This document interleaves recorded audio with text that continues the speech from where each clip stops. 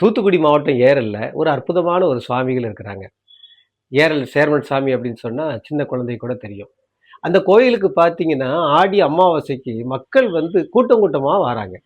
அந்த அளவுக்கு கூட்டமா வரக்கூடிய அளவுக்கு அங்க என்ன இருக்கு அப்படின்னு சொன்னா, மனநோய் பிடித்தவர்கள், அப்புறம் பேய் பிடித்தவர்கள், அதோட மட்டும் இல்லாம வேண்டும் வரம் கேட்பவர்களுக்கு வேண்டும் வரம் கிடைக்கிறது அப்படின்னு சொல்லி அங்க மக்கள்லாம் கூடுறாங்க. இது ஏன்? அந்த காலத்துல பேட்டு அப்படின்னு சொல்லி ஒரு அ நம்மளுடைய கலெக்டர் இருந்திருக்கிறாரு. அவர் வந்து திருநெல்வேலியை வந்து ஆவணப்படுத்தியிருக்கிறாரு. இந்த ஆவண புத்தகத்திலேயே கூட ஏரல்ல சேர்மன் சாமின்னு ஒரு சாமி இருக்காங்க. அந்த சாமி கோயில்ல வந்து தீராத நோய் தீர்ப்பதற்கான நிறைய பக்தர்கள் வராங்கன்னு எழுதி வச்சுட்டு போயிருக்காரு. அந்த அளவுக்கு சிறப்பான அந்த கோயில்ல என்ன இருக்கு அப்படின்னு பார்க்கும்போது தான் நமக்கு அந்த ஏரல் சேர்மன் சாமியோட வரலாறு பிரமிக்க வைக்க தான் நமக்கு இருந்தது. புதுக்குடி அப்படிங்கக்கூடிய இடத்துல பார்த்தீங்கன்னா, அரிஞ்சுரை காத்த ஐயனாரை குலதெய்வமா கொண்டு வழங்கக்கூடியவங்க வந்து தனக்கு ரொம்ப நாள் குழந்தை இல்லையே அப்படின்னு சொல்லி குழந்தை வரம் கேட்டு போயிருக்காங்க. அவங்க தான் ஏரல் சேர்மன் சாமியினுடைய தாய் தந்தையர். அவங்களுக்கு வந்து குறிப்பிட்ட காலத்துல உங்களுக்கு குழந்தை பிறக்கும் அப்படின்னு சொல்லி ஒரு துறவி சொல்றாரு. நீங்க 5 வீட்டு சாமின்னு சொல்லக்கூடிய அந்த தெய்வத்தை போய் வணங்கிட்டு வாங்க அப்படின்னு சொல்றாங்க. அதே மாரி அவங்க போய் வணங்கிட்டு வரவும், அவங்களுக்கு ஒரு அழகான தெய்வ பிறவியாக அருணாசலம் ஐயா பிறக்குறாங்க. அருணாசலம் ஐயா வந்து வளரும் போதே பார்த்தீங்கன்னா, ரொம்ப திறமையா வளர்றாங்க. அவங்களுக்கு வந்து ஆங்கிலம் மற்றும் தமிழ் புலமை மிக அதிகமா இருக்கிறது. சின்ன வயசுலயே அவருக்கு வந்து கிராம முன்சிப் வேலையும் கிடைக்குது. அந்த வேலையை வந்து ரொம்ப திறம்பட செஞ்சுக்கிட்டு இருக்கிறாங்க. திடீர்னு பார்த்தீங்கன்னா, அதே நேரம் பார்த்தீங்கன்னா, அவங்க முன்னோர்களுடைய தொழிலான விசக்கடியை இறக்குது. பூரான் கடித்தது அப்படின்னு சொன்னா, அந்த பூரான் கடித்த விஷத்தை இறக்குறது. அதே மாரி பாம்பு கடித்தால் கூட அவர் என்ன பண்ணுவார் அப்படின்னு சொன்னா, எந்த பாம்பு கடித்ததோ அந்த பாம்பை வரவழைத்து அந்த விஷத்தை இறக்க வச்சுருவார். அந்த அளவுக்கு ஒரு திறமையா வாழ்ந்துகிட்டு இருக்காரு.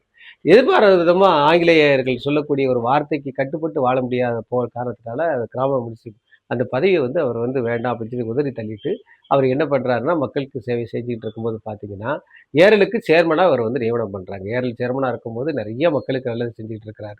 குறிப்பிட்ட வயசுல பார்த்தீங்க அப்படின்னா திடீர்னு நான் சமாதி நிலை அடைய போறேன் அப்படின்னு சொல்லி தன்னுடைய சகோதரர் கருத்துப்பாண்டி ஐயாவை கூப்பிட்டு நான் என்னை வந்து சமாதி நிலை அடைய வைங்க அப்படின்னு சொல்லும்போது அவர் வந்து சமாதி ஆயிருந்தாரு. அவரை வந்து அந்த குல வழக்கப்படி அவரை வந்து எரிக்காம என்ன பண்றாங்கன்னா சித்தர் முறைப்படி அவரை வந்து அடக்கம் பண்றாங்க. அமர்ந்த நிலையில் அடக்கம் பண்ணி அந்த இடத்துல வந்து பார்த்தீங்க அப்படின்னு சொன்னா ஒரு ஒரு அருமையாக ஒரு சமாதி கட்டுறாங்க. அந்த சமாதியில ஒரு புற்று வளர்ந்துக்கிட்டே இருக்கு. அந்த புற்று வளர்ந்துட்டு இருக்க புற்றோட மண்ணை எடுத்து அதை வந்து சாப்பிட்டால் நோய் தீர ஆரம்பிச்சுது. இதனால இவருடைய புகழ் வந்து எல்லா பக்கமும் பரவ ஆரம்பிச்சுது. அப்போ பார்த்தீங்க அப்படின்னா மந்திரவாதிகள்லாம் என்ன பண்றாங்கன்னா இவருடைய அருள் ஏதோ இருக்கு, அதை நம்ம எப்படியாவது எடுத்துட்டு போயிடலாம் அப்படின்னு சொல்லி மந்திரவாதிகள் கேரளால இருந்து வராங்க. வரும்போது பார்த்தீங்கன்னா இவருடைய அற்புதம் என்ன பண்ணுதுன்னா ஒரு படை வீரர்களாக இருந்து இவங்க இங்கிருந்து அவரை விரட்டி அடிச்ச மாதிரி அந்த மந்திரவாதிகள்லாம் அடிச்சு விரட்டுறாரு.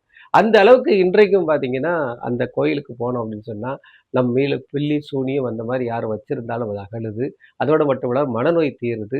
அது மட்டும் இல்லாம பார்த்தீங்க அப்படின்னு சொன்னா பேய் போன்ற தொந்தரவு இருந்தது அப்படின்னா அதுவும் தீருது. இன்றைக்கும் அந்த கோயில்ல போய் அந்த மண்ணால் ஆன அந்த நிலை காப்பு இருக்கு பார்த்தீங்களா, அதை வாங்கி அப்படியே கரைத்து குடித்துட்டு வந்தோம் அப்படின்னு சொன்னா நம்மளுடைய நோய் தீருது. தாமிரபரணி ஆற்றங்கரையில அப்படியே குளிச்சுட்டு அந்த பகுதியில வந்து நம்மளுடைய சேர்மன் சாமியை வணங்கிட்டு ஆடி அமாவாசை அன்னைக்கு கூட்டம் கூட்டமா வரக்கூடிய அந்த மக்களை பார்க்கும் பொழுது நம்மளும் ஒரு தடவை ஆடி அமாவாசைக்கு அந்த கோயிலுக்கு போகணும் அப்படின்னு சொல்லி ஒரு ஆசை இப்போதும் நமக்கு இருக்குது.